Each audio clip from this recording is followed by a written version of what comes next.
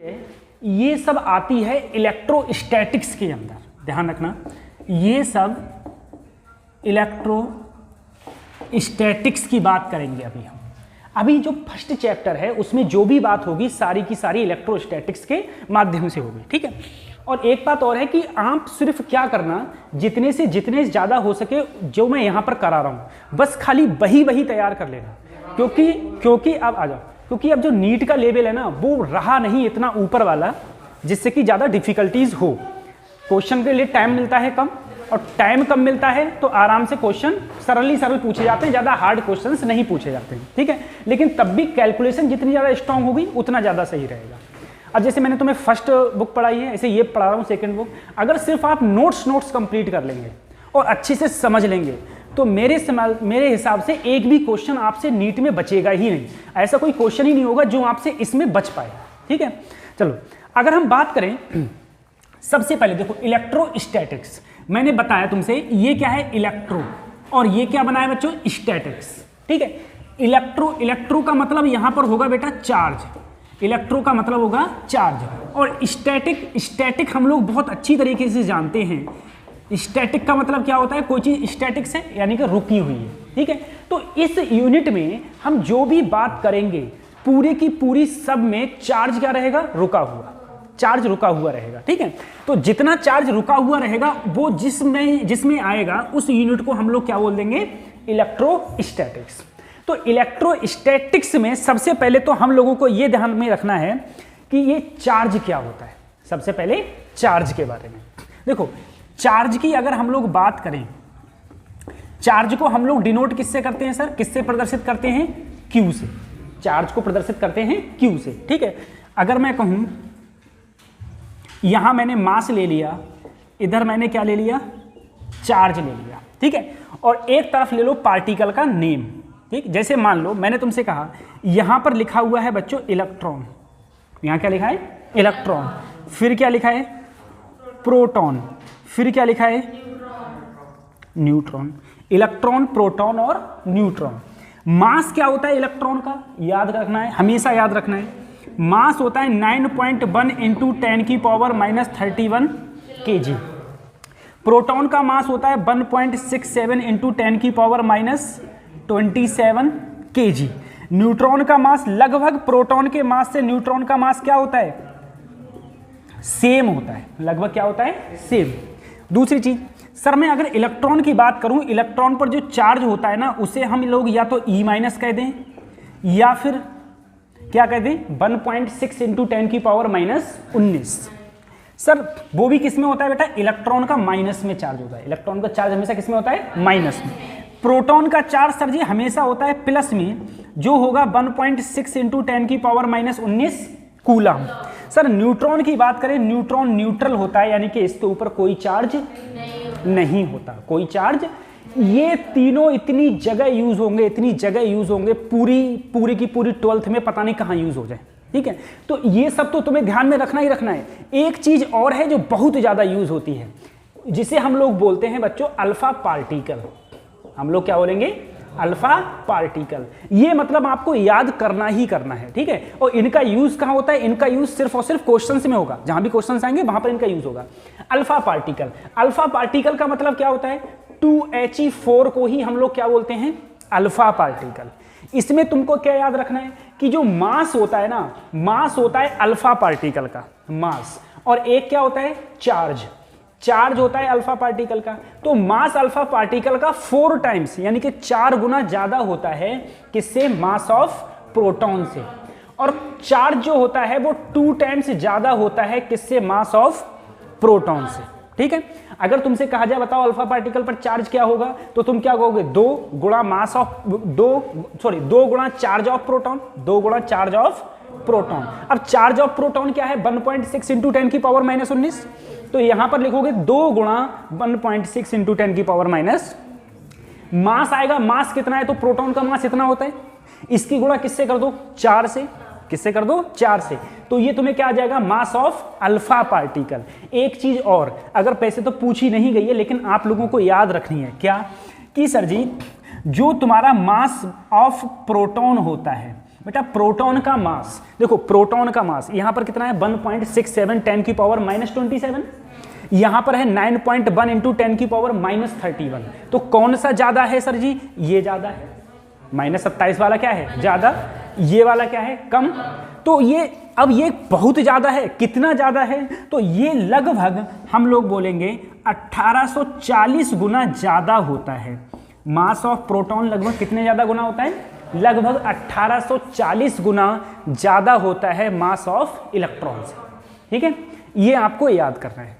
दूसरी चीज इसमें और जो याद रखने वाली बात है वो ये है, जो तुम लोग बहुत बेसिक नॉलेज है, जो हम सब लोग जानते हैं, छोटे बच्चे भी जानते हैं। ठीक है, जो छोटे बच्चे का मतलब है जो बच्चे अभी 9th 10th में पढ़ रहे हैं वो भी जानते हैं। क्या सर जी? सबको पता है कि पॉजिटिव चार्ज एक दूसरे को क्या करेंगे? रिपेल करेंगे, और पॉजिटिव नेगेटिव चार्ज एक दूसरे को अट्रैक्ट करते हैं, और नेगेटिव चार्ज एक दूसरे को ये भी रिपेल करते हैं, और पॉजिटिव चार्ज एक दूसरे को अट्रैक्ट करते हैं। इसीलिए मैंने ये बात बताई थी तुम लोगों को। ठीक है, कि ये बात तो मैंने सोचा चलो बाद में बता देता हूँ तुम लोगों के लिए। तो ये याद रखना है तुम्हें कि कब पॉजिटिव चार्ज हमेशा एक दूसरे को रिपेल करेंगे, पॉजिटिव अट्रैक्ट करेंगे, नेगेटिव रिपेल करेंगे, नेगेटिव अट्रैक्ट करेंगे। ये सारी वैल्यूज जो आपको याद करनी है, साथ में ये और साथ में ये भी। इन पे क्या डायरेक्ट क्वेश्चन आएगा? कतई नहीं, लेकिन जब क्वेश्चन आएगा तो इनका यूज होगा उस क्वेश्चन के अंदर, इसीलिए हम लोगों को ये पता होना चाहिए।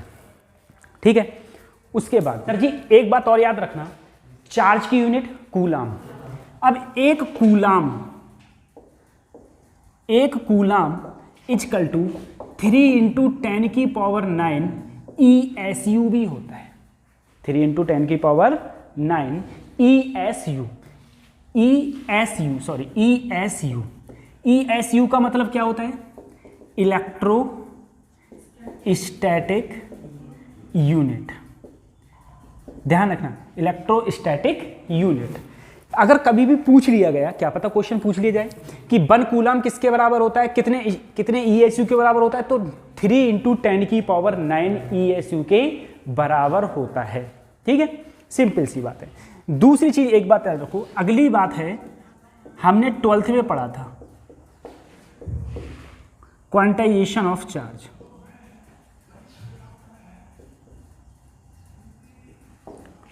क्वांटाइजेशन ऑफ चार्ज, ठीक है।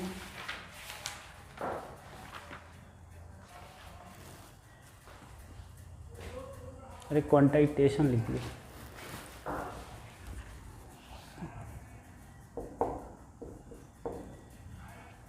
क्वांटाइजेशन ऑफ चार्ज, ठीक है। अब देखो क्वांटाइजेशन ऑफ चार्ज क्या है। ऐसा है कि जैसे हम लोग अभी देख रहे हैं, तुम लोग कोई चीज़ सौदा खरीदने जाते हो, ठीक है। हम लोग कोई सौदा खरीदने जाते हैं तो हम लोग देखते हैं कि जितनी भी हम सौदा खरीदते हैं वो हम सबसे छोटा नोट हमारे पास इस समय इंडिया में सबसे छोटा नोट कौन सा चल रहा है? 1 रुपया। अठन्नी नहीं चल रही है, पहले चलती थी, अब अठन्नी नहीं चल रही है।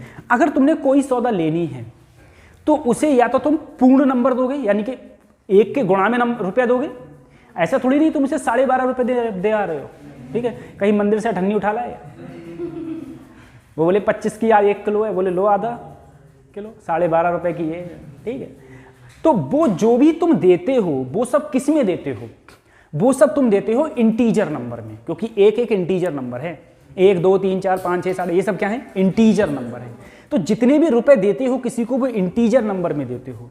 बाकी अदरवाइज इंटीजर नंबर के बाद में जैसे 12.5 12.6 क्या दुनिया में, क्या हमारे इंडिया में चलता है? नहीं चलता है, नहीं चलता है। इसका मतलब अब वो एग्जिस्ट ही कतई। ऐसे ही समझो चार्ज, जैसे सबसे छोटी यूनिट रुपया की क्या है? 1 रुपया। ऐसे चार्ज की सबसे छोटी यूनिट क्या है? 1 इलेक्ट्रॉन, 1 E। इसका मतलब यह है जितना भी चार्ज होगा इस दुनिया में, जितना भी चार्ज होगा सब E के क्या होगा? मल्टीप्लाई, सब E की गुणा में होगा। तो क्वांटाइजेशन ऑफ चार्ज में यही कहा गया कि जितना भी चार्ज होगा वो सब E की क्या होगा? गुणा में। जहां n क्या है? n है नंबर ऑफ इलेक्ट्रॉन या फिर प्रोटॉन, इलेक्ट्रॉन या फिर प्रोटॉन, नंबर ऑफ इलेक्ट्रॉन या फिर प्रोटॉन है, ठीक है। और n जहां पर क्या होगा, n जहां पर होगा इंटीजर नंबर, क्या होगा, इंटीजर। इंटीजर का मतलब क्या है, n की वैल्यू 1 2 3 4 5 6 ऐसे चलेगी, कब तक होगी, n तक, ठीक है। 1 2 3 4 5 6 चलते चलते कहां तक होगी, n तक। यानी कि जो भी नंबर होगा सब क्या होंगे, इंटीजर नंबर होंगे, तभी चार्ज पॉसिबल होगा, अदरवाइज चार्ज पॉसिबल ऐसा नहीं होगा कि मान लो, ऐसा नहीं होगा कि कोई भी तुम्हारे पास चार्ज है और उस चार्ज पर 1.3 इलेक्ट्रॉन है, हो ही नहीं सकता। 1.5 इलेक्ट्रॉन हो ही नहीं सकता, या तो 1 होगा या फिर क्या होगा, 2 होगा, 1 होगा 2 होगा 3 होगा, ऐसे चार्ज होंगे, लेकिन कभी भी पॉइंटों में चार्ज नहीं होते हैं, या पॉइंट में चार्ज नहीं होते हैं। इसे हम लोग बोलते हैं क्वांटाइजेशन ऑफ चार्ज, ठीक है। अब देखो ये बिल्कुल छोटा सा क्वेश्चन इसमें मैं करा रहा हूं, क्वांटाइजेशन ऑफ चार्ज पर, क्वांटाइजेशन ऑफ चार्ज पर छोटे से क्वेश्चन कराते हैं, ठीक। दिया है how many electrons are there in 1 coulomb of negative charge, ठीक है। बिल्कुल बेसिक क्वेश्चन है, बिल्कुल बेसिक क्वेश्चन। क्या कहा गया, इसमें कहा गया कि तुम्हारे पास चार्ज कितना है, 1 कूलम, 1 कूलम। इसने कहा 1 कूलम चार्ज पर बताओ कितने क्या हूं, वो भी चार्ज ये है कैसा, नेगेटिव, यानी कि -1 कूलम। इसने कहा कितने इलेक्ट्रॉन होंगे, इलेक्ट्रॉनों की संख्या पूछी है। हम जानते हैं Q इजिकल टू क्या होता है sir, Ne, Q equal to Ne। अब अगर मैं n निकालूंगा तो हम लोग क्या करेंगे, Q upon E। Sir Q की वैल्यू क्या है, -1, और E की वैल्यू क्या होती है इलेक्ट्रॉन की, -1 इंटू 10 की पावर -19, यही तो होती है। अगर हम लोग माइनस से माइनस काटे, 1 को जब इससे भाग देंगे तो क्या आएगा, 0.625 गुणा 10 की घात -19 ऊपर जाके किसकी हो जाएगी, +19, -19 ऊपर जाके +19, ठीक है। अब सर जी देखो, अब यहां पर क्या हुआ, जब मैं इसे लाऊं तो मैं ऐसे भी लिख सकता हूं 6.25 इंटू 10 की पावर 18 इलेक्ट्रॉन। इसका मतलब ये हुआ कि 1 कूलम चार्ज में कितने इलेक्ट्रॉन होंगे, इतने। अब तुमसे क्वेश्चन पूछा जाता, तुमसे क्वेश्चन पूछता, मान लो 2.5 चार्ज में, 2.5 चार्ज में कितने प्रोटॉन होंगे।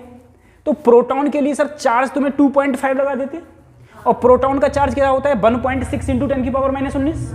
उससे लेके हम क्या निकाल देते, number of protons, number of protons. और कोई चार्ज पूछा जाता है वो भी रख देते।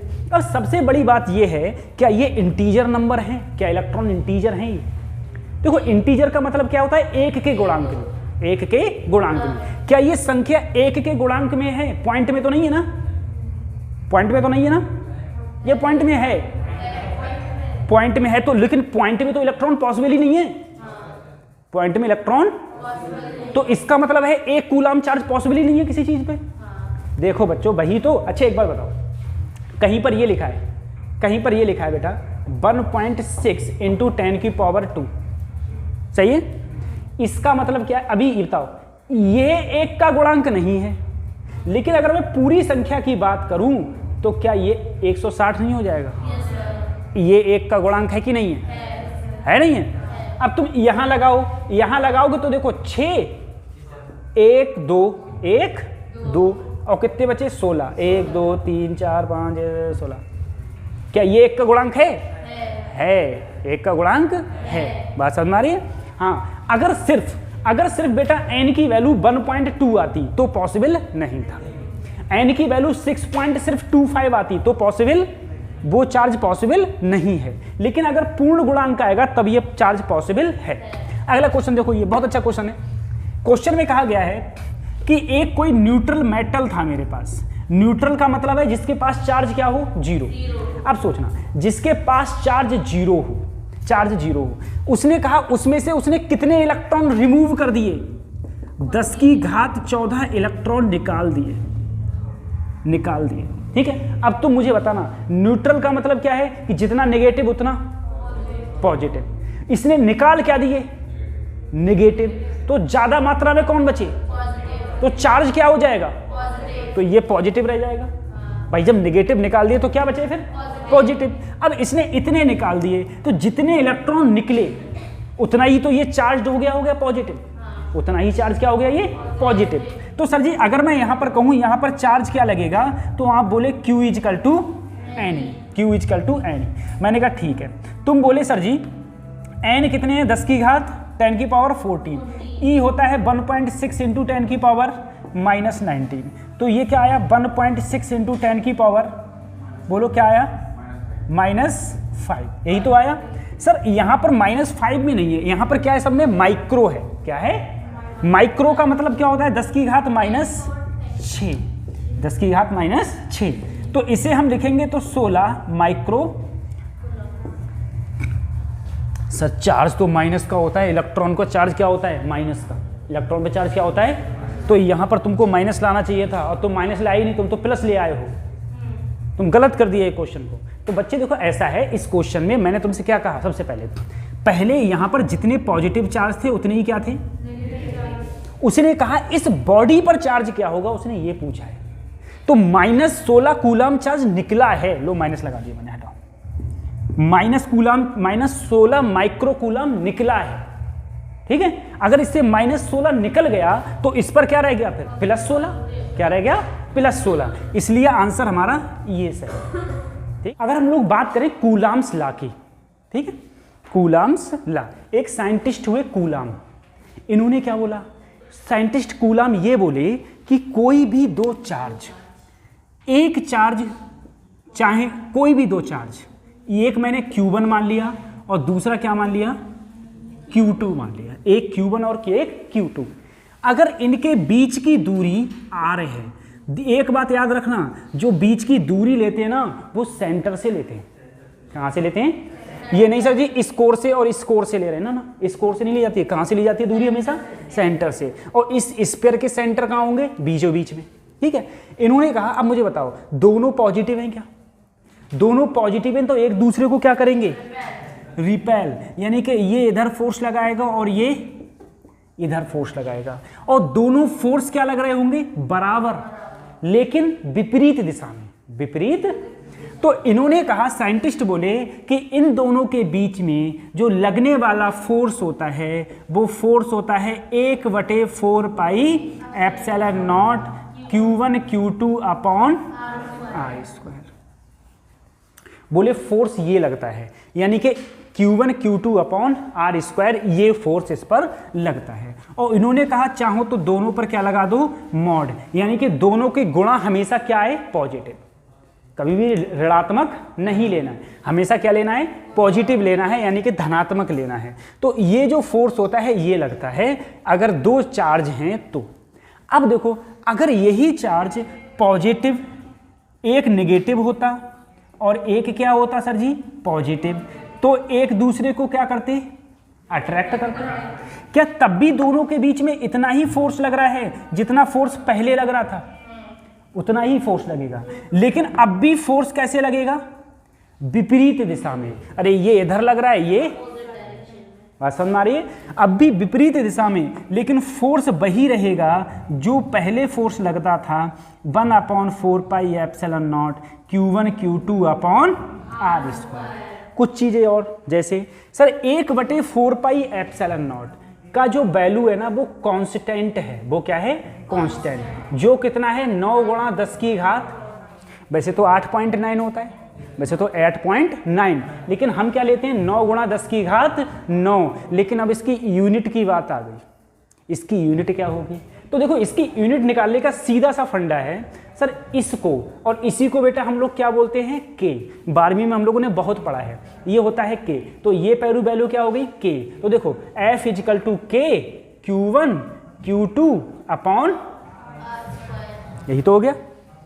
अच्छा अब मैं तुमसे कहूं मुझे बताओ सर जी अगर मैं इसकी यूनिट देखूं के की, तो के की यूनिट देखूंगा तो क्या हो जाएगा F_r² upon Q1। Sir F का होता है न्यूटन, R का होता है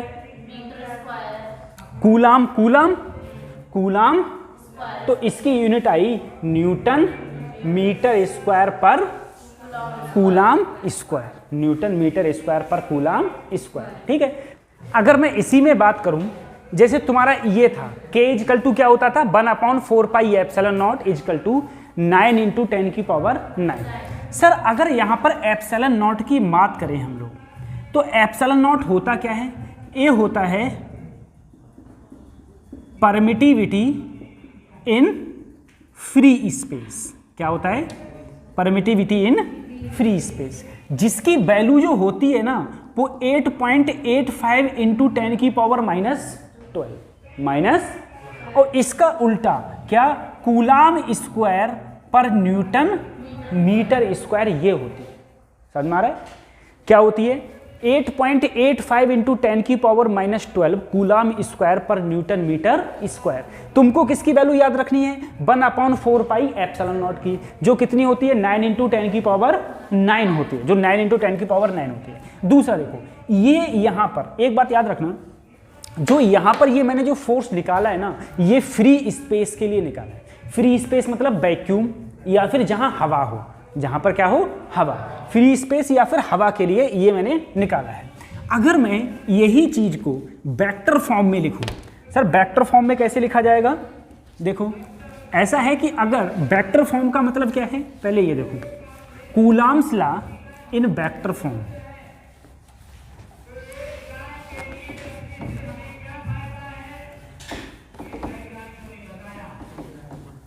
कूलाम्स लॉ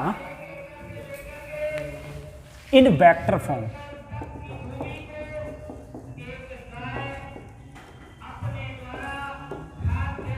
देखो बच्चों, ऐसे ध्यान रखो, एक तरफ Q1 और एक तरफ Q2। सर दोनों के बीच की जो दूरी है ना वो कितनी है सर? R है। अगर मैं कहूं Q1 पर कितना फोर्स लग रहा होगा, तो भैया Q1 पर कौन फोर्स लगा रहा है? अब देखो इधर आपस में सर एक दूसरे को क्या कर रहे होंगे? रिपेल। रिपेल क्यों कर रहे हैं? क्योंकि दोनों क्या हैं? Positive charge. पॉजिटिव चार्ज हैं तो एक दूसरे को रिपेल करेंगे। रिपेल करेंगे तो सर इधर क्या लग रहा होगा? फोर्स। सबसे पहले देखो किस पर लग रहा है? 1 पर। 1 पर लग रहा है। किसके कारण लग रहा है? तो F12 F। अब यहां देखो किस पर फोर्स लग रहा है सर? किसके कारण लग रहा है? F21 F। और हमेशा चाहे दोनों चार्ज बराबर हो, चाहे दोनों चार्ज बराबर ना हो, चाहे एक पॉजिटिव हो एक नेगेटिव हो, उससे कोई इफेक्ट नहीं पड़ता। दोनों फोर्स क्या लगते हैं? Equal and opposite. फोर्स कैसे लिखते हैं? Equal and opposite. तो सर यहां पर जो ये लग रहा है फोर्स F12 किसके बराबर है? -F21। या फिर सर F12 मॉड लगा दो तो इधर भी मॉड लग के क्या हो जाएगा? F, तब भी दोनों बराबर हैं, क्योंकि जैसे ही सर इसके अंदर मॉड लगा माइनस क्या हो गया? गायब। माइनस क्या हो जाता है? गायब। अब सर जी अगर मैं देखो फोर्स की बात करूं, सबसे पहले अगर मैंने F12 की बात करी है तो फार्मूला होता था 1/4 पाई एप्सिलॉन नॉट। एक चार्ज कितना है सर? Q1। दूसरा चार्ज कितना है सर? Q2। एक चार्ज Q1 दूसरा चार्ज Q2। अब दोनों के बीच की दूरी क्या होगी? तो यहां पर क्या लिखा हुआ है? F12 है ना, तो यहां पर क्या लेना? R12 का स्क्वायर। R12 का। अब बेटा देखो ये क्या है? ये एक वेक्टर फॉर्म है। ये कैसी है? Vector form. तो वेक्टर फॉर्म है तो साथ में यहां पर क्या आ जाता है? एक यूनिट वेक्टर आ जाता है। साथ में क्या आ जाता है?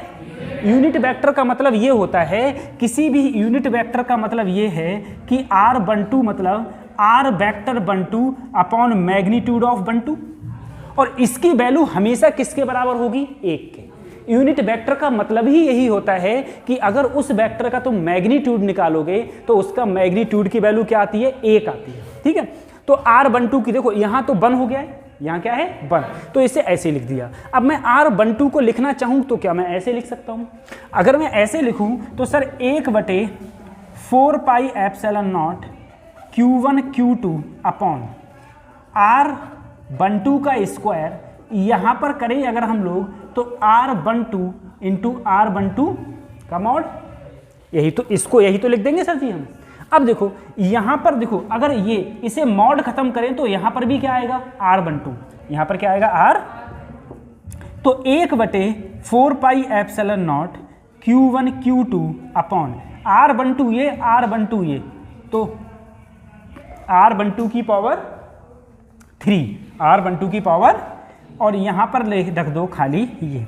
तो इसे अगर हम लिखना चाहें तो हम ऐसे भी लिख सकते हैं, इसे अगर हम लिखना चाहें वेक्टर फॉर्म में कूलम्ब्स लॉ को तो हम ऐसे भी लिख सकते हैं। अब देखो अगर मैं इसी को ही थोड़ा सा और चेंज करूं, कैसे सर? या तो आप ऐसे ही रहने दो, ऐसे ही रहने दो, चेंज करना है तो और चेंज कर लो। या दूसरी बात देखो, जैसे सर यहाँ पर F12 था, ऐसे ही क्या मैं F21 को लिख सकता हूँ? F21 को कैसे लिखूंगा? 1/4 pi epsilon not Q2 Q1 upon, यहाँ पर क्या था R12, तो यहाँ पर क्या आएगा R21, देखो यहाँ 12 था तो 12 आया, यहाँ पर क्या है 21 तो 21 आया, और साथ में क्या आया R21 का वेक्टर, R21 का वेक्टर।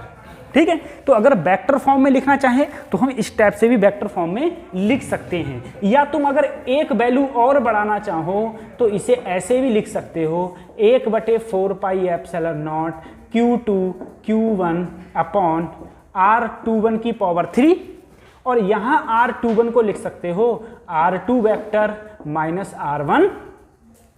ठीक है, ऐसे भी प्रेजेंट कर सकते हो। अब सर जी ये आप क्यों करा रहे हो? देखो जब आपका नीट का जब पेपर होता है उसमें जो 4 ऑप्शंस होंगे उसमें से कहेगा कि कौन सा वेक्टर फॉर्म है, कौन सा वेक्टर फॉर्म है। अब वो क्या करेगा, यहाँ पर स्क्वायर लगा देगा और सब सही कर देगा, तो गलत नहीं हो जाएगा।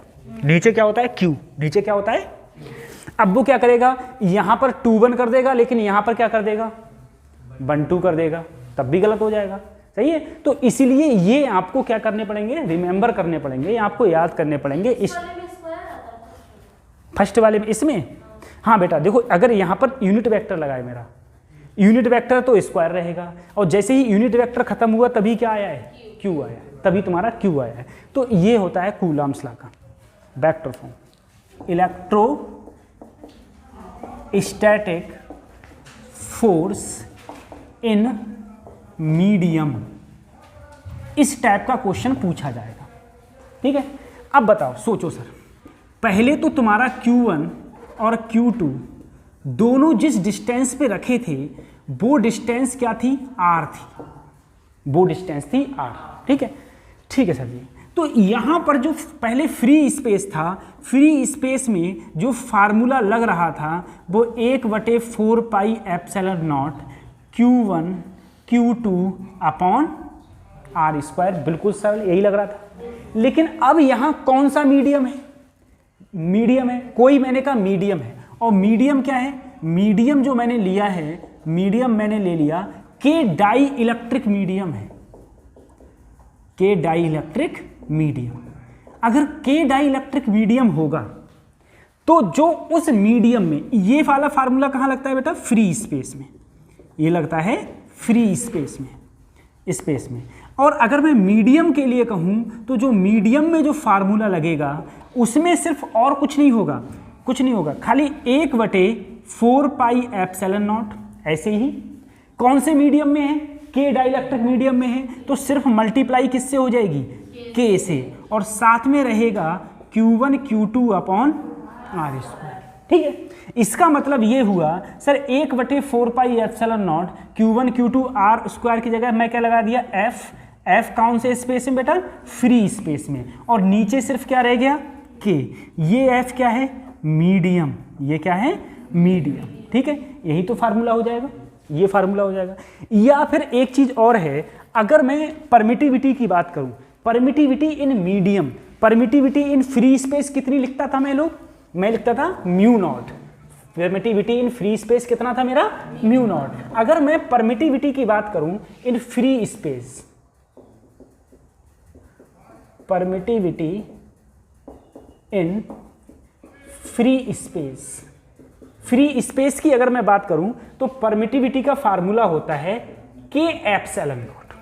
क्या बन जाती है, के एप्सिलॉन नॉट। यानी कि सर अगर मैं यहां के एप्सिलॉन नॉट की जगह क्या लगा दूं, permittivity in medium, permittivity in medium, तो मेरा जो फार्मूला हो जाएगा एफ मीडियम का वो हो जाएगा 1/4 पाई।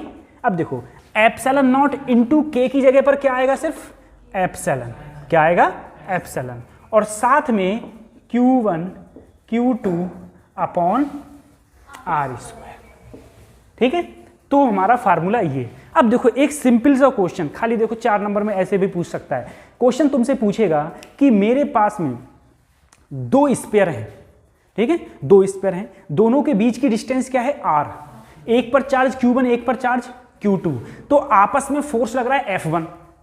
कौन सा फोर्स लग रहा है, F1। अभी क्या है, एयर में है। अब मैं उन्हें उठा के K डाइलेक्ट्रिक में ले गया। कहां ले गया, तो अभी तो फोर्स लग रहा होगा।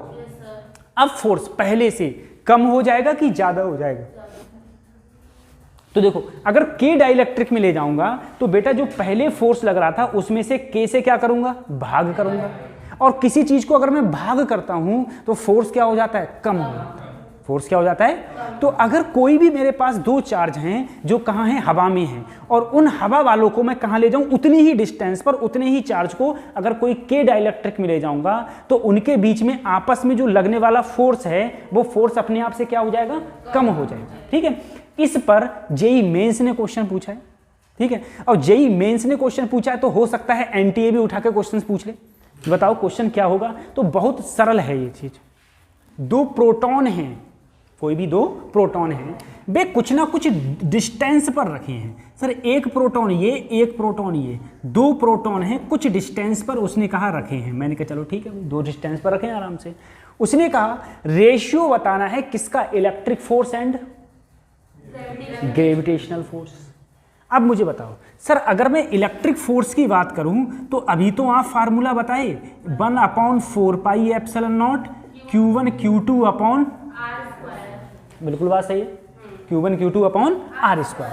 अब सर जी देखो 1/4 पाई एप्सिलॉन नॉट की वैल्यू कोई बच्चा बताएगा, 9 × 10 की पावर चार्ज ऑफ प्रोटॉन, ये दोनों प्रोटॉन है, तो एक प्रोटॉन का चार्ज तुम बोले सर E और दूसरे का भी, भाई E तो होता है प्लस का, प्लस का E, प्लस का E अपॉन कुछ ना कुछ डिस्टेंस क्या मान लिए मैंने, सही है। अगर सर यहां पर बात करी जाए तो 9 × 10 की पावर 9, E का मतलब होता है 1.6 × 10 की पावर -19, और E मतलब E square upon R square.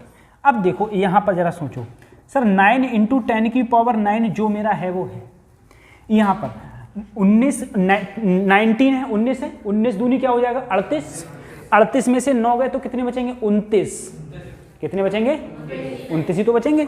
तो यहाँ पर क्या बचेगा सर, अगर मैं इसकी गुणा करूँगा तो यहाँ पर जो मेरा आंसर बचेगा वो बचेगा 9 × 1.6 का स्क्वायर, ठीक है, 1.6 × 1.6 इंटू 10 की पावर -29 अपॉन, यही तो मेरा F ही आया सर, ये क्या आया। अब मैं क्या निकालूं सर, Fm, कौन सा force, sorry gravitational force Fg देखो ग्रेविटेशनल में हमने पढ़ा था फार्मूला होता है Gm1 m2 अपॉन, जहां G की वैल्यू क्या होती है -11 सर मास। अब मुझे बताओ प्रोटॉन का मास क्या होता है, प्रोटॉन का मास 1.6 × 10 की पावर -27, और यहां पर क्या करना पड़ेगा, क्यों, क्योंकि सर जी m स्क्वायर, तो एक मास का ये स्क्वायर अपॉन, यही तो होगा सर जी। अगर मैं यहां करूंगा तो 1.6 × 1.6 वो, हाँ 1.67 होता है ना, तो 1.6 देखो -27 का 2 से मल्टीप्लाई करोगे तो कितना हो जाएगा 54, 27 का स्क्वायर 54, 54 में क्या जोड़ो -54 में देखो -54 -11 तो क्या हो जाएगा -65।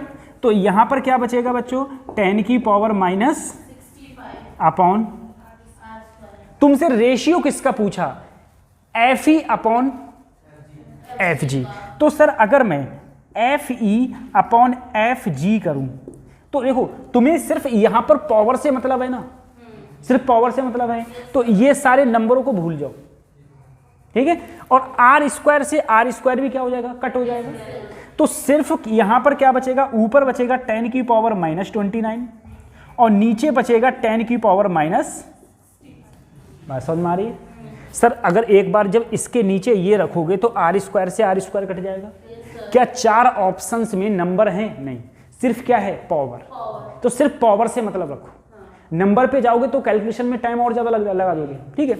अब यहाँ पर देखो 65 जब ऊपर जाएगा तो किसका हो जाएगा, प्लस का, नीचे किसका है, माइनस का। माइनस से जब ऊपर प्लस में जाएगा तो बेटा 10 की पावर 65 में से क्या डिक्रीज होंगे, 29। तो यहाँ पर क्या बचेगा, 30। आंसर क्या हो गया, बी ऑप्शन हो गया, बी ऑप्शन हो गया। उसके बाद में देखो, तो इस क्वेश्चन में उसने क्या किया, देखो ग्रेविटेशन भी ला दिया और साथ में इलेक्ट्रोस्टैटिक्स भी ला दिया, ठीक है। अब एक बार जरा इस क्वेश्चन को हम लोग देखें। तो इस क्वेश्चन में ये कहा गया है, एक मेरे पास में न्यूक्लियस था। सर जी ये क्वेश्चन कौन से वाले हैं, ये क्वेश्चन वो वाले हैं जो 35 में से लास्ट के 15 में से कोई 10 करो।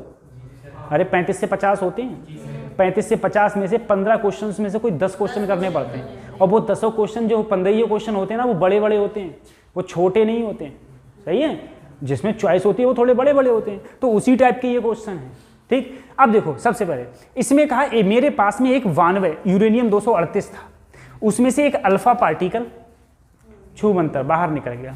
अल्फा पार्टिकल बाहर निकला तो वहां पर क्या बचा, एक थोरियम बचा। उसने कहा जो अल्फा पार्टिकल है वो इस थोरियम से कितनी दूरी पर है, 10 की पावर +15, -15 लिखो बेटा, +15 बहुत हो जाएगा, ठीक है। +15 तो +15 बहुत हो जाएगा, ठीक है। +15 समझ रहे हो कहाँ, हाँ वो गलती हो गई होगी, -15 करो यहाँ सर, -15 दूर है, ठीक है। उसने कहा जो इस न्यूक्लियस से यानी कि इससे इन दोनों के बीच की दूरी कितनी है, इतनी। तो कह रहा है बताओ उस समय लगने वाला फोर्स क्या होगा, लगने वाला इन दोनों के बीच में क्या फोर्स होगा। तो सबसे पहली सब्जी अगर बात आए, तुम बोले सर फोर्स का तो फार्मूला मैं सिंपल जानता हूं, 1/4πε0 Q1 Q2/r², सिंपल, यही तो होगा। अब सर देखो सबसे पहले इसके पास में कितना चार्ज है, इसके पास कितना चार्ज है और इसके पास कितना चार्ज है। तो मैंने कहा देखो केमिस्ट्री में तुमने पढ़ा होगा सर ये क्या होता है Z और ये क्या होता है A, ये Z और ये A। तो इसके पास कितने इलेक्ट्रॉन हैं, तो Z ही होता है इलेक्ट्रॉनों की संख्या या फिर प्रोटॉनों की संख्या। तो यहां पर बताओ कितने इलेक्ट्रॉन हैं, 90। यहां कितने हैं, 2 हैं। इसके पास इन दोनों के बीच की तो फोर्स पूछ रहा है, तो इसके पास कितने इलेक्ट्रॉन, 90। इसके पास कितने, 2। तो अगर मैं यहां पर फोर्स निकालूंगा तो आएगा 1/4πε0 और यहां पर कितना है बेटा, 90E। अरे यहां 90 है तो 90E इंटू Q1 ये हो गया, Q2 क्या हो गया, 2E। और बीच की दूरी कितनी है, 9 × 10⁻⁻15 का, सही है। अब जरा सोचो सर जी, 1/4πε0 की वैल्यू 9 × 10⁻9, 90 दूनी 180 और ई स्क्वायर का मतलब हो गया 1.6 × 10⁻⁻19 का बटे, यहां पर क्या बचा बेटा, देखो 9 × 9, अरे 9 को मैं 2 बार लिख लिया ऐसे, चाहे 81 लिख लो तब भी कोई दिक्कत नहीं है, ठीक है। इंटू 10 की पावर माइनस, अरे 15 दूनी 30। अब देखो 1 9 से 1 9 कटा, 1 9 से 9 दूनी 18, ये बचा। अब देखो 1.6 इंटू 1.6, तो बताओ 15 225, 15 225 और 225 की 2 से करोगे तो कितना आएगा, 450। यानी कि यहां पर जो भी वैल्यू होगी इन दोनों की गुणा करके, स्क्वायर कर दिया मैंने, जो भी वैल्यू होगी वो 450 से क्या होगी, क्यों सर जी, बल्कि 450 भी नहीं आएगी। देखो 16 करोगे तो बेटा 256, 16 तो 2 के बाद दशमलव, तो 2 के बाद गुणा क्या करो, 20 गुणा क्या करो। अब 20 की गुणा करोगे, देखो 6 दूनी 12 के 2 हासिल लगा, 5 दूनी 10 और 1, 2 दूनी 4 और 1, 5, कितना आ रहा है 500। अच्छा जी यहाँ आंसर आया 500। अब गुणा देख लो बेटा, 19 दूनी 38 में से 9 गए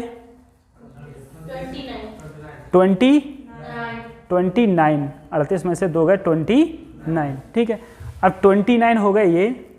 अच्छा और यहाँ पर क्या है 10 की पावर 19 दूनी 38 बेटा माइनस के, और ये 9 किसका है, तो क्या बचा 29 बचा। अच्छा यहाँ पर मल्टीप्लाई होगी तो ये आएगा, ठीक है। तो यहाँ पर जब मल्टीप्लाई करूंगा तो 10 की घात क्या बचेगा 1। जब इसकी गुणा होगी तो क्या आएगा 512। अगर तुम कतई सही हो और तुमने जैसे ही यहाँ गुणा करी जहाँ तुम्हें 5 1 2 दिखा और जैसे ही तुम्हें इधर 5 1 2 दिखे, ये सब करना, क्योंकि नहीं छोड़ोगे तो टाइम जाएगा, ठीक है। आंसर वही आना है, फटाफट टिक मारो गुल्ला भरो, ठीक है, अगले बढ़ो। ये चीज़ होती है। फोर्स बिटवीन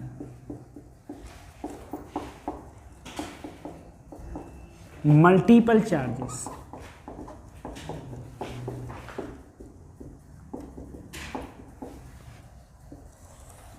देखो बच्चों, मैंने कहा मेरे पास में कोई एक चार्ज है Q1 और मेरे पास बहुत सारे चार्ज हैं, Q2 है, Q3 है, Q4 है, Q5 है, ऐसे बहुत सारे चार्जेस हैं, ठीक है। अब मैं कहूँ ये सारे चार्ज Q1 पर कुछ ना कुछ फोर्स लगा रहे होंगे। सर ये सब देखो सारे क्या हैं पॉजिटिव, तो एक दूसरे को क्या कर रहे होंगे रिपेल। मैं कहूँ टोटल मतलब Q1 पर कितना फोर्स लग रहा है, नेट फोर्स एट Q1। अगर नेट फोर्स की बात आए कहाँ पर, Q1 चार्ज पर, तो देखो सबसे पहले ये मान लो सर यहाँ पर इस पर फोर्स क्या लग रहा होगा, ये इसे क्या कर रहा होगा रिपेल।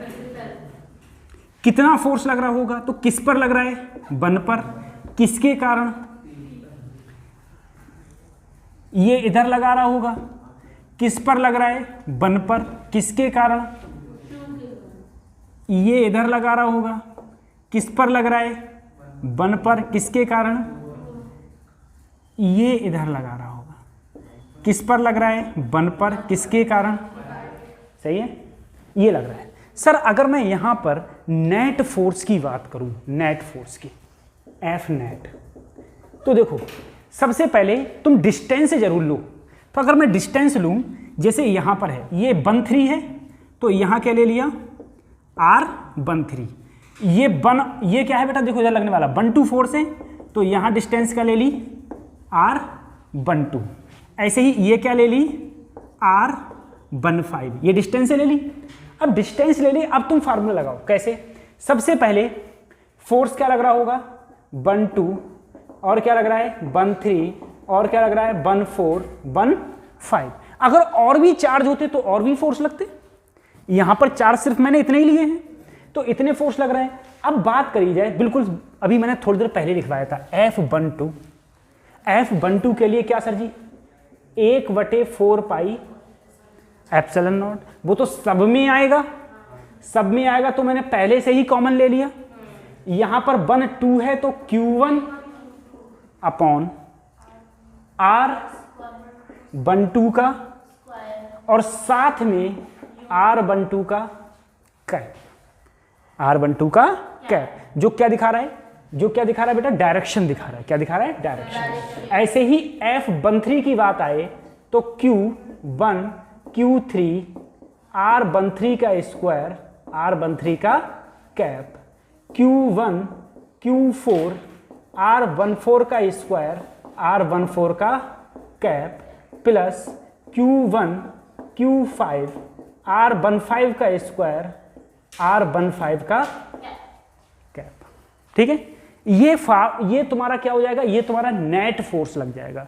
सर मैं तो सब में Q1 कॉमन है, मैं तो Q1 भी कॉमन लूंगा, तो चाहो तो तुम Q1 भी कॉमन ले लो, कोई दिक्कत वाली बात नहीं, ठीक है, आराम से, कोई दिक्कत नहीं।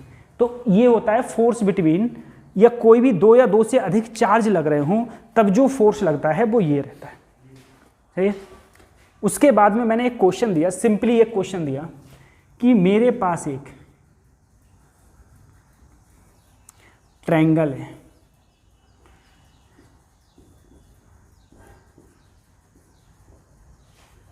वन मीटर डिस्टेंस मानो सब, अगर सारी डिस्टेंस बराबर होंगी तो एंगल सारे कितने होंगे? 60 डिग्री। कितने होंगे? 60 डिग्री। ठीक है सर। अब यहां पर चार्ज रखा हुआ है 1 माइक्रो कूलम, यहां पर रखा हुआ है 2 माइक्रो कूलम, यहां पर रखा हुआ है 3 माइक्रो कूलम। मैंने तुमसे कहा फाइंड, हमें करना है net force at 3 micro coulomb charge पर। 3 माइक्रो कूलम चार्ज पर हमको नेट फोर्स फाइंड आउट करना है कि यहां पर नेट फोर्स कितना लग रहा होगा। ठीक है, अगर मैं नेट फोर्स की बात करूं, सबसे पहले मुझे बताओ, ये प्लस का, ये भी, तो सर जी मैं नेट फोर्स किसकी बात कर रहा हूं? 3 माइक्रो कूलम। तो इसके लिए ये क्या कर रहा होगा? रिपेल, और ये भी क्या कर रहा होगा? क्योंकि ये पॉजिटिव, तो रिपेल करके ये इधर फोर्स लगा रहा है, जो मैंने क्या मान लिया? F1। ये रिपेल करके इधर फोर्स लगा रहा है, जो मैंने क्या मान लिया? सही है सर। ये दूरी भी 1 मीटर, ये दूरी भी, अच्छा ये एंगल अगर 60 है तो ये एंगल भी कितने है? 60। ये भी तो 60 होगा सर, ये 60, तो ये भी। अगर मैं इसमें F1 निकालूं, F1, तो F1 का फार्मूला क्या होता है sir? K Q1 Q2 upon R square. Sir K का मतलब क्या हो गया? बोलो, मैं डायरेक्ट कर रहा हूं, 9 × 10 की पावर 9। एक चार्ज कितना है?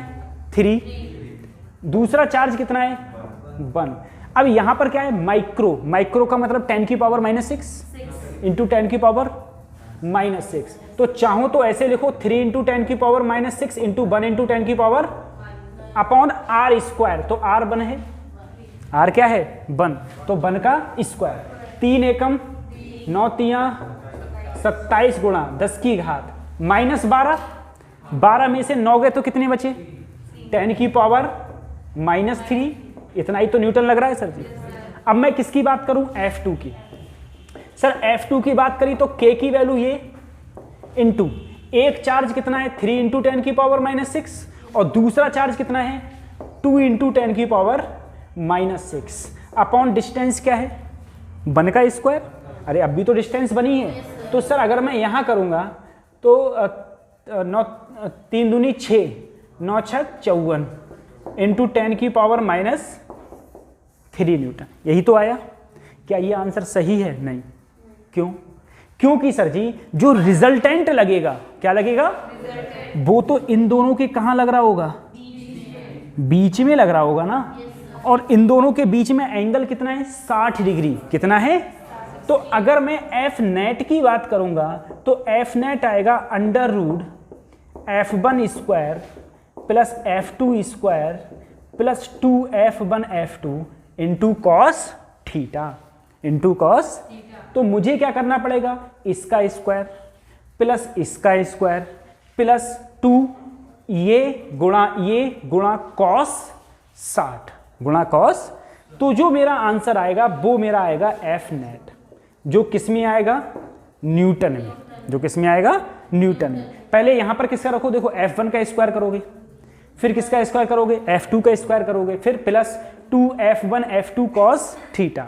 थीटा यानी कि दोनों के बीच में एंगल कितना है? 60 डिग्री। सर ये मैंने वेक्टर में पढ़ाया था। वेक्टर में क्या पढ़ाया था? अगर एक वेक्टर A है, दूसरा वेक्टर B है, दोनों के बीच में एंगल क्या है? थीटा। तो इनका रिजल्टेंट कहाँ होता था? बीच में। जो रिजल्टेंट का जो फार्मूला होता था वो होता था √ A² plus B² plus 2AB cos. सही है। यहाँ पर क्या है? यहाँ पर एक है बेटा F1 और दूसरा क्या है? F2। दोनों के बीच में एंगल क्या है? 60 डिग्री। तो F1² प्लस F2², तो नेट तो बीच में ही आएगा। तो इसी टाइप से हम इसका नेट यहाँ पर ऐसे निकालेंगे। ठीक है, सही।